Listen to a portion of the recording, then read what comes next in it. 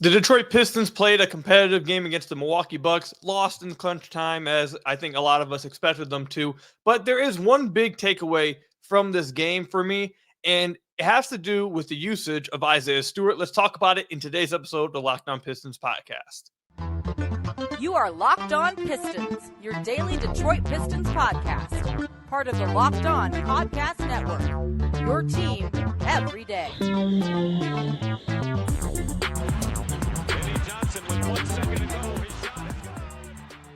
What's the deal? Welcome back to another episode of the Locked On Pistons podcast. Per usual, I'm your host, Kuka Hill. You can find me over on Twitter at Kuka Hill. I want to thank you guys for making Locked On Pistons your first listen of every single day. We're free and available on all your podcast platforms. If you haven't already, head to the YouTube channel at Locked On Pistons. Hit that subscribe button or leave us a 5-star review, whatever podcast platform you're listening to this on. That's another great way to support the podcast. And today's episode is brought to you by FanDuel. Make every moment more. Right now, new customers get $150 in bonus bets guaranteed when you place a $5 bet. Visit FanDuel.com/lockedon today to get started. Later on, we'll talk about Marcus Sasser and the game he had against the Milwaukee Bucks and what it means moving forward for him. And then even later on into the podcast, I want to talk about cutting out bad habits as soon as you possibly can. But first, I want to talk about a positive takeaway from this game against the Milwaukee Bucks. So the Pistons played a competitive game against the Bucks. It was a close game all the way to the end. And then at the end of the game, good teams do what good teams do against the Pistons, which is pull away from them and end up winning by 10 plus. Now, the Bucks ended up winning by 9, but you get what I'm saying. At the end of games, good teams pull away from them. And this is by no means a moral victory at all. This team is very bad. Like, we understand all of this.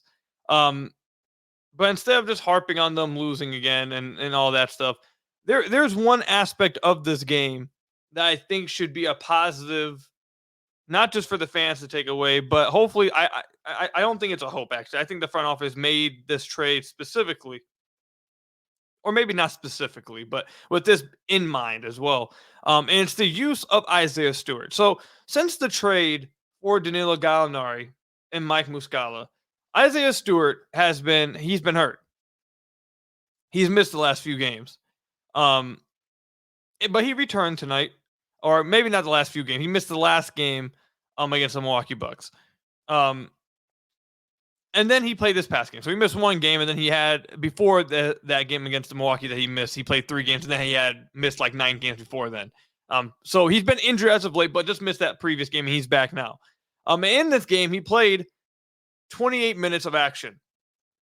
And I think that it was probably the best game I've watched Isaiah Stewart play in his career. And that's taking into account his impact on both ends of the floor within a singular game. Like, I'm sure there's been games maybe where he's been better defensively. Actually, I'm not even sure if that's true. But my point is, maybe you can find a game where he was better in one side of the floor in a specific game, but where he's been this good on both sides of the floor within a game, I don't think you can find one. I think this was the best game I've seen Isaiah Stewart play in his career. He was extremely, extremely impactful in this game. He had 19 points, 8 rebounds, 5 blocks, 2 steals, 2 assists, just 1 turnover, shot 55% from the field, made 2 threes, and had 8 free throws and made 7 of them.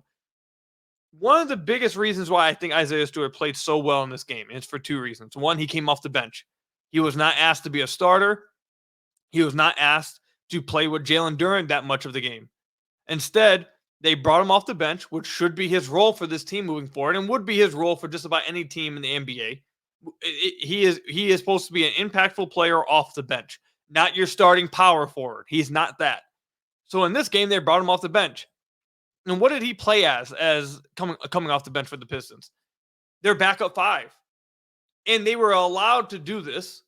They were allowed to do this because they have traded for Danilo Gallinari and Mike Muscala. Both these guys who have been hitting the threes and hitting their shots and playing the right brand of basketball since joining the Detroit Pistons. Now, I know that these guys probably are going to come crashing back down to earth after the season they were having with Washington. They were not very good at all in Washington. Now, they do have a career of shooting well, so maybe they get back to shooting pretty well for the Pistons. But this season, it looked like that they had been, best way to put it is washed this season for the Wizards. But they've played well for the Pistons since arriving here. And what their arrival has allowed the Pistons to do is to play 6'9", 6'10", 6'11 guys that can spread the floor and shoot the basketball with Isaiah Stewart and allow Isaiah Stewart to play the 5 position off the bench, which is what he did in this game for the Detroit Pistons. What did that do? That opened up a lot of cleaner looks for Isaiah Stewart around the basket. If you watch this game, you go back and watch the clips of Isaiah Stewart's buckets around the rim. A lot of his buckets around the rim are coming off of an extremely spaced out floor with a 4 next to him who's also an incredible spacer, with a Marcus Sasser and an Alec Burks and a Jaden Ivey on the floor. It's a spaced out floor. Guys, the defense, at least in this game, was sitting 2 on the ball, whether it's for Marcus Sasser or Jaden Ivey, and Isaiah Stewart was slipping or rolling to the basket. And when he was catching the ball at the rim, he's meeting a rotating guard from the opposite weak side corner in Damian Lillard and Malik Beasley. And that's an easy finish for him. And he was getting the ball around there, and he was finishing the basketball. Other times, he was picking up fouls because guys are rotating over late, and he's able to pick up a foul en route to rolling to the basket or rolling to the rim. That is a really great way to try to. Isaiah Stewart is not a great finisher in the NBA. We've talked about how he struggled to be a finisher in the NBA so far in his career. But if you space the floor out and give him those type of opportunities, it will help his efficiency around the rim a ton. And you saw that in this game against the Milwaukee Bucks, how much this spacing and playing him at the 5 and not the 4.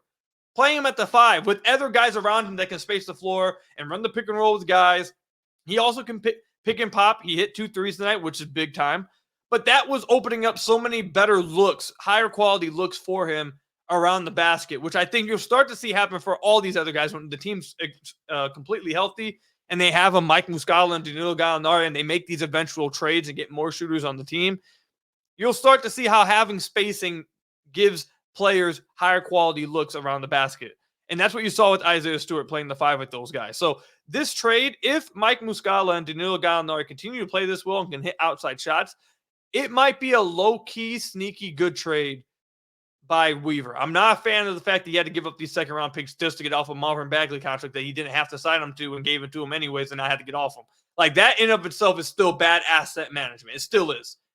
But if those guys continue to serve their role for the rest of the year and allow the Pistons to see what it looks like with Isaiah Stewart at the 5 and have that spaced out floor, and not even just Isaiah Stewart at the 5, have Jaylen Durham out there with these kind of spaces around them. If that's what allows them to see it, and again, not have to start Isaiah Stewart, then so be it. I think that provides a really big role or a big development for the Detroit Pistons. So that's Isaiah Stewart offensively. Obviously, you also saw him hit 2 threes, which were big time. The free throws are coming off what I just said around the rim. Not all of them. Some of them he pump fake and was able to draw a foul on Brook Lopez. But a lot of it was simply him being able to attack rotations from the weak side corner on pick and rolls because of how spaced out the floor was. So that was him offensively. And then defensively, I think he did a tremendous job on Giannis. Now, Giannis ended up with a triple-double because Giannis is arguably the best player in the entire world. Like, he still shot he shot 44% from the field, which isn't that great. But he ended up with 31, 17, and 10, 3 and 2. Like, it's Giannis. He's arguably the best player in the world. You're not going to stop him. You can only try to contain him. And I think Stu did about the best job he possibly could trying to contain him.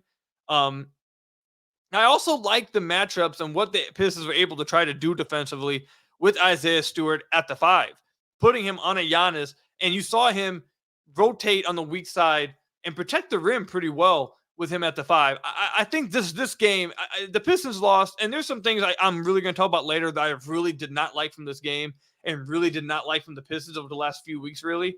And we'll get to that. But the biggest positive by far for me in a game in which they lost to the Milwaukee Bucks is by far, I thought, the career night from Isaiah Stewart and how it looks like the Pistons and Monty Williams might be finding a way to best optimize Stu to where fans can appreciate him more as a guy coming off the bench, and they can better utilize him as a guy coming off the bench as their backup 5 finally. They're not trying to force Marvin Bagley minutes at the 5 or James Wiseman minutes at the 5. Like, they are now finally adopting Stu at the 5, which is something we talked about all season and all off season, really. Stu is a backup 5. That's his role. A guy who can hit some threes at the 5 and can play switch defense and guard guys. Like, that's his role. And you got to see that in the Milwaukee Bucks game tonight. And he was, I don't think it's an exaggeration to say he was the best player on the Detroit Pistons tonight. On the floor.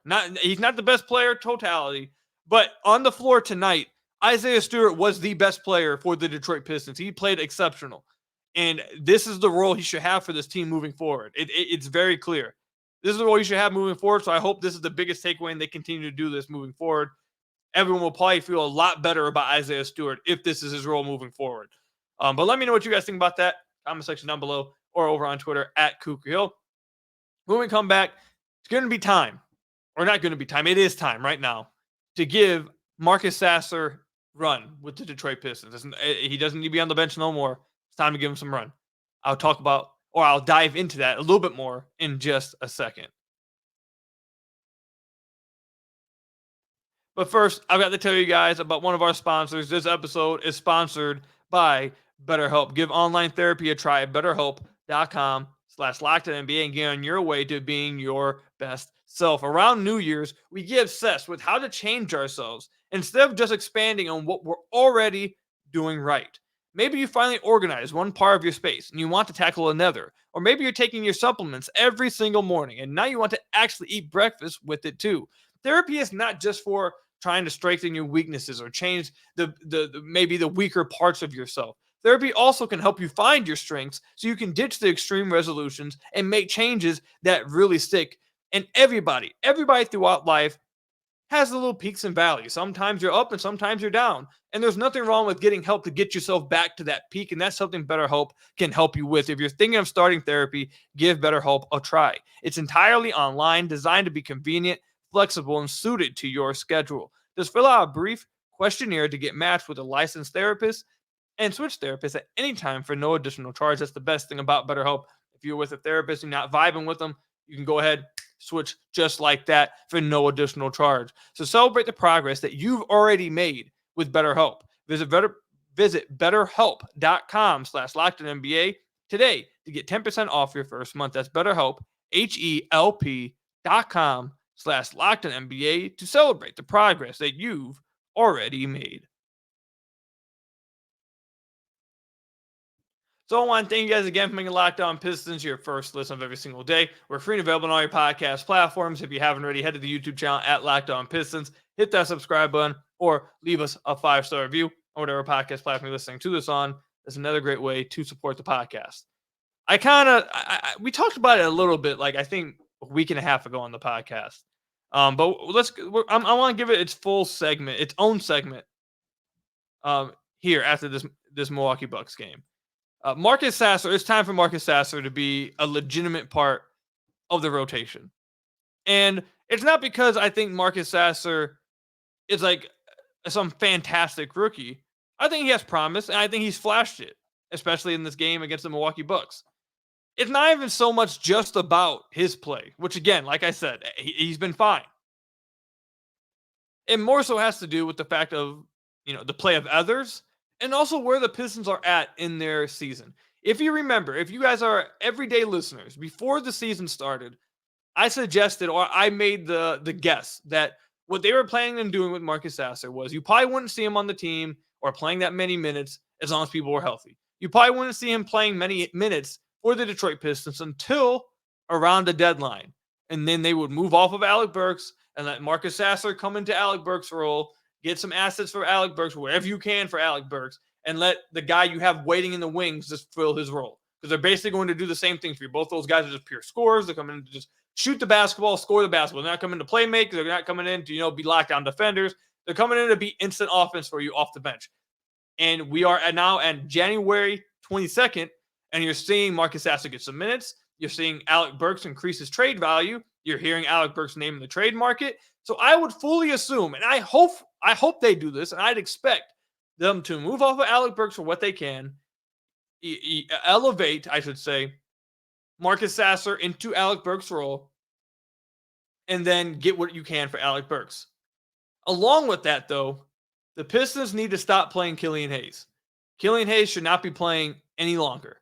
This is coming from a guy who has believed in Killian Hayes, and I still believe that maybe in the future he can find an NBA role with another team. I believe that player is in there, but his time in Detroit is done. You can see it on his face. You can see it in the way he's played before. Like, this dude's only taking like 2 shots a game. Like, Killian is basically out there getting cardio in the last few weeks. At the beginning of the year, he was playing like a backup point guard. And now over the last few weeks, he's just not even shooting the basketball. when he does shoot the basketball, he looks extremely uncomfortable. He's turning the ball over at random moments. I know he doesn't have a lot of turnovers the last few games, but his turnovers are more like the few he does have are just like kind of head scratching, like the inbounds ones tonight. And when he comes into the game in the second half, the momentum just shifts most of the time. Like last game it happened, and this game against the Milwaukee Bucks, he came in and it shifted. He had to come out after just a minute of play. He's only playing a select few of minutes despite starting. It's time to pull the cord in the Killian Hayes experiment. I hope that I seriously hope that he becomes an NBA player somewhere else. I truly believe there's a player inside of there. And I thought he was showing that he was developing and he was getting better at the beginning of this season. But it's clear that that guy is either too inconsistent or just a flash. And he's not going to find out if no one's going to find out if that's there. He's not going to find out if that's there on this team. And he's just not helping this team. It's time to move on from Killian Hayes. It's time to trade him. It's time to sit him down and give all of his minutes, or almost all of his minutes, to Marcus Sasser. Marcus Sasser is the first-round pick from this past year. Marcus Sasser is the better scorer. Marcus Sasser is the better offensive player.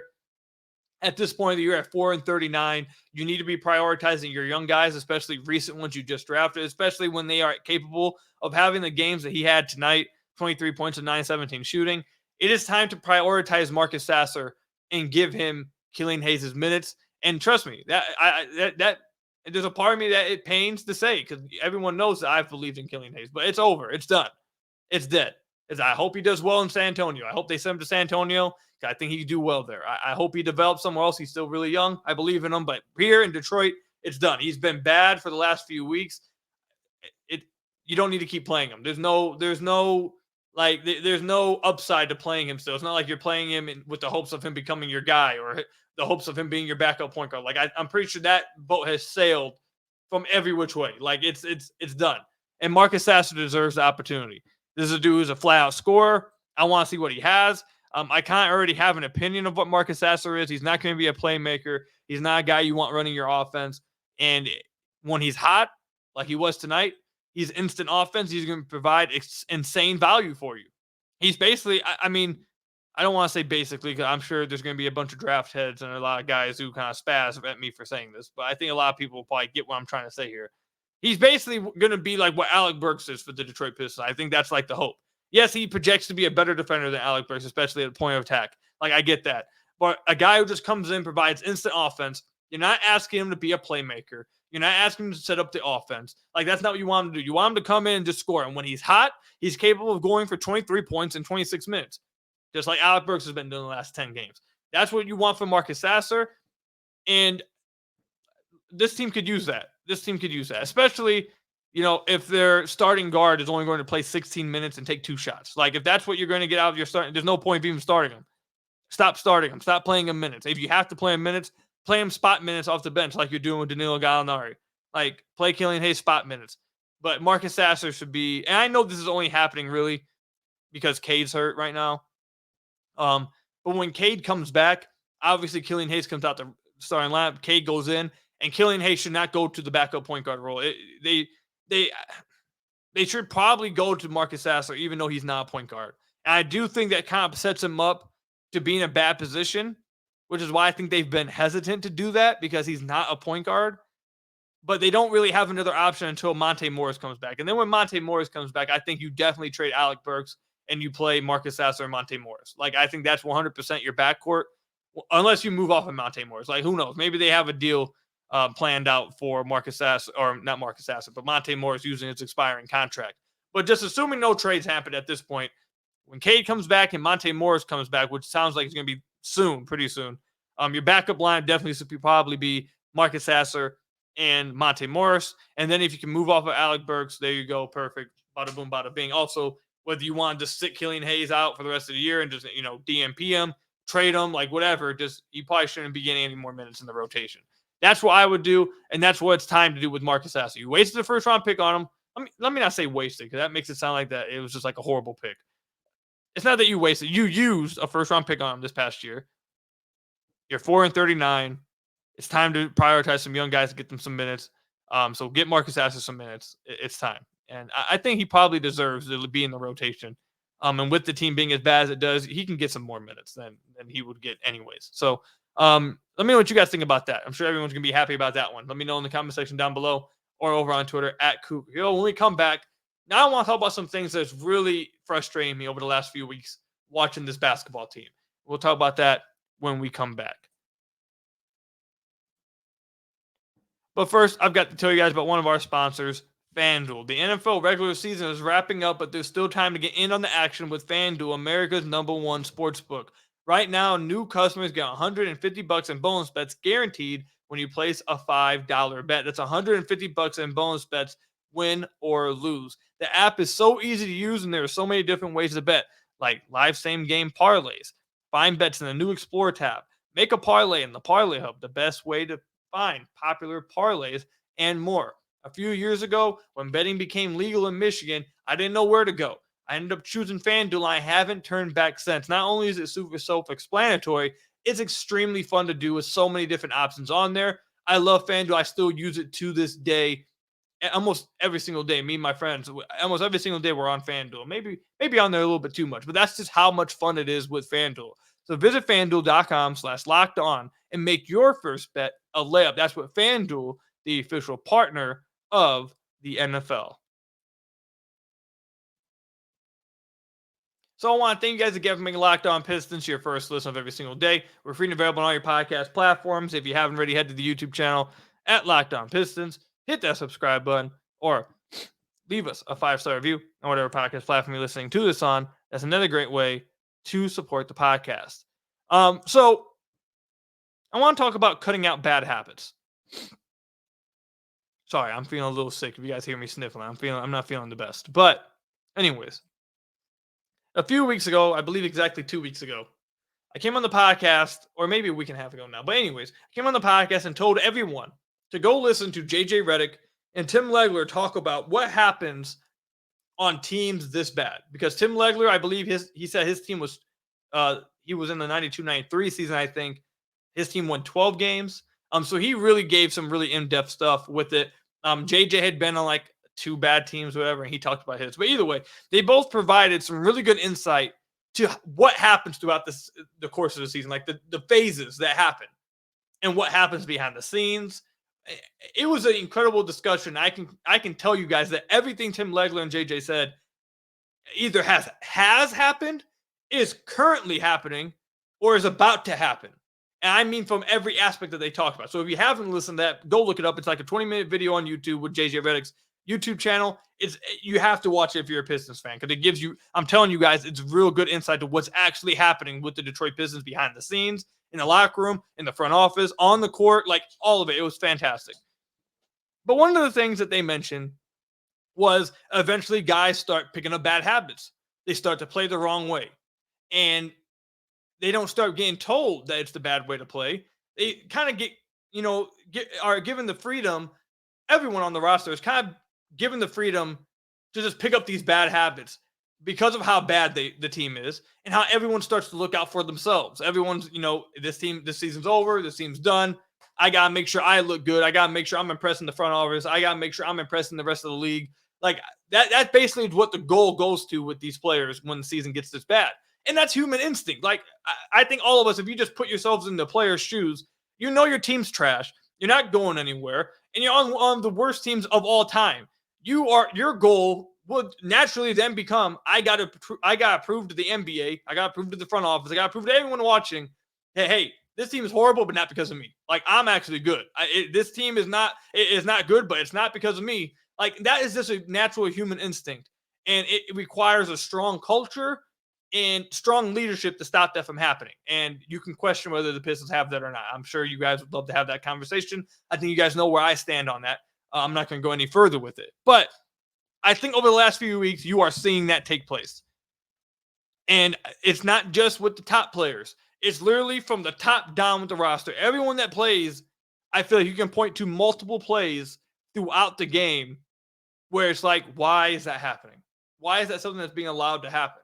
What's going on? Like, why is that something that's happening within a basketball game multiple times?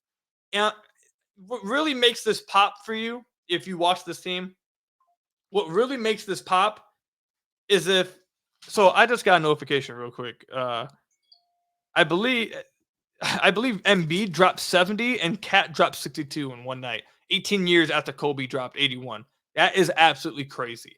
But anyways, what really makes this pop for you is when you watch other NBA teams throughout the NBA, and not even just the great ones, just like average NBA teams throughout the NBA. Like if you watch those games and then you watch Detroit Pistons games, it's not just the talent that is like the big difference.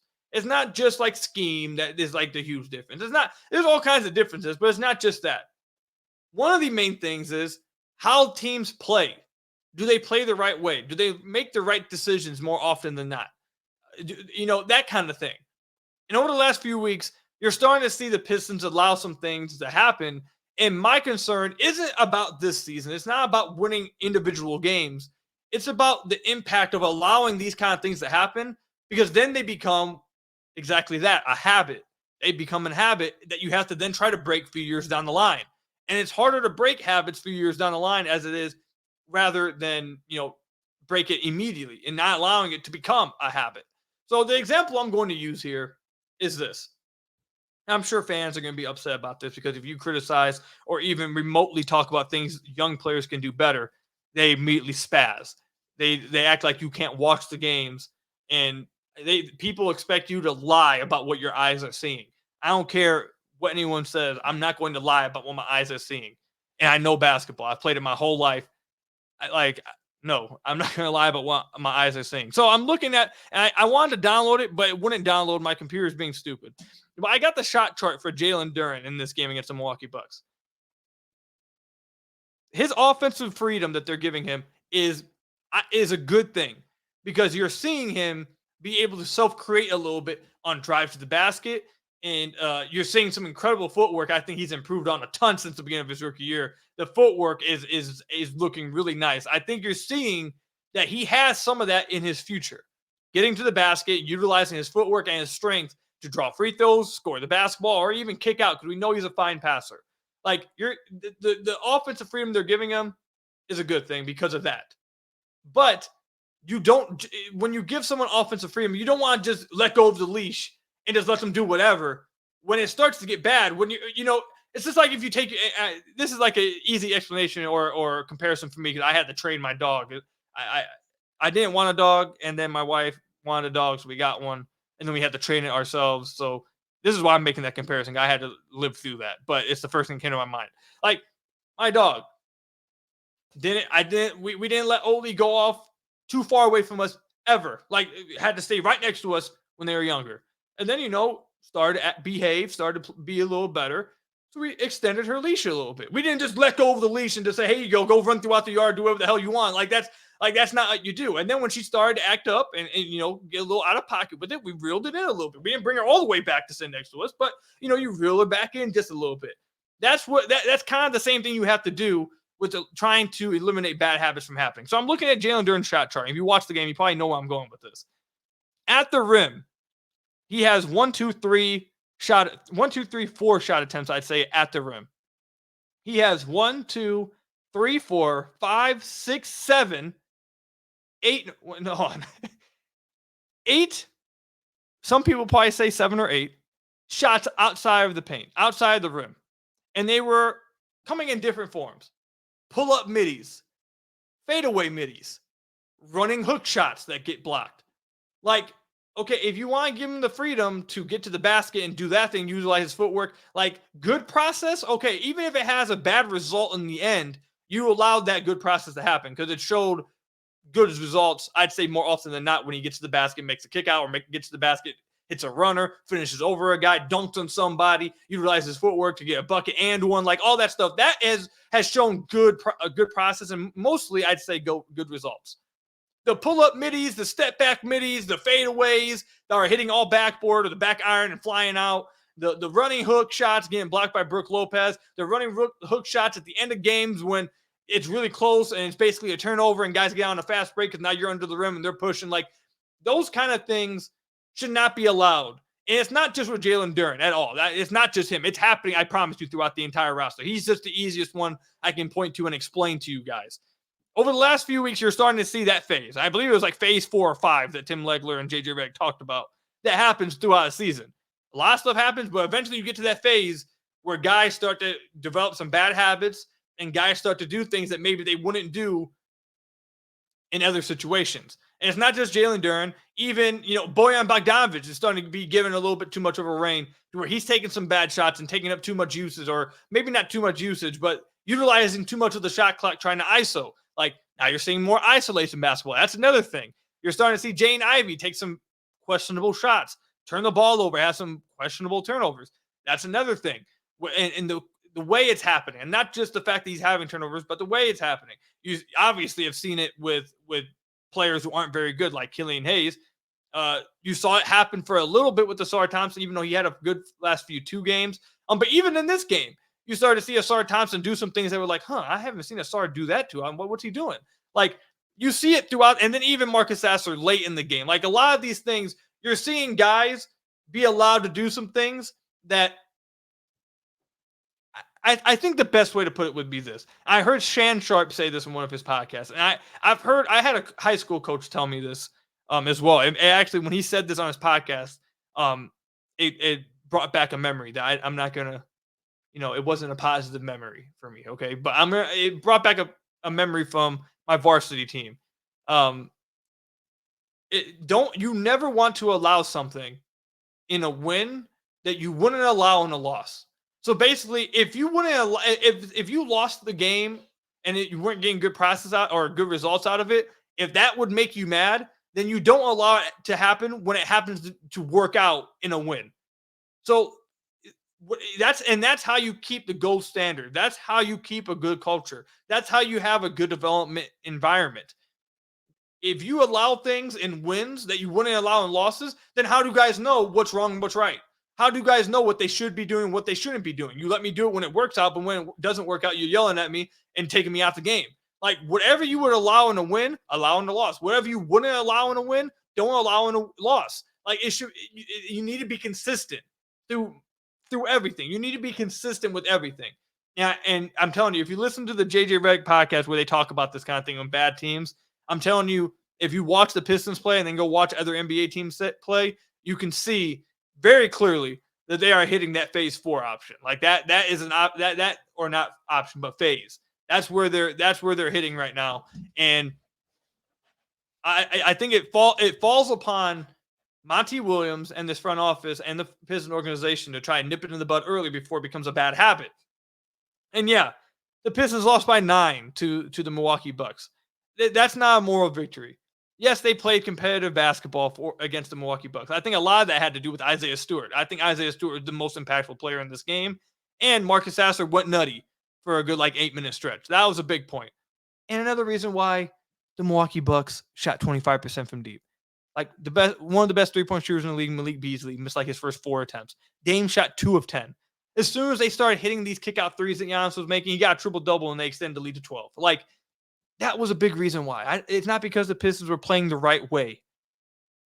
Their starters, Jane Ivey was a -23. Durham was a -13. Bogdanovic was a -13. Just like I said, don't allow things in a win that you wouldn't allow in a loss. Don't allow something in when you think things are going right that you wouldn't allow when things aren't going right. It needs to be consistent. That's how you have the right development environment. So that's all I've got for you guys today. Let me know what you guys think about that in the comment section down below. I'll see you guys in the next one. Stay safe out there. Appreciate you guys making Locked On Pistons your first listen of every single day. Hit that subscribe button. Leave us a 5-star review on whatever podcast platform you're listening to this on. And until next time, I'll see you guys later. Stay safe. Till next time, peace out.